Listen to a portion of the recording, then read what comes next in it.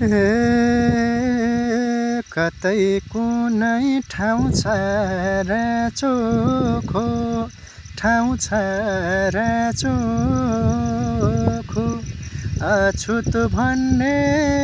जातैले नछोको रुमाल धोको छु यो खोलीको पानी कोही नखानु मैले छोको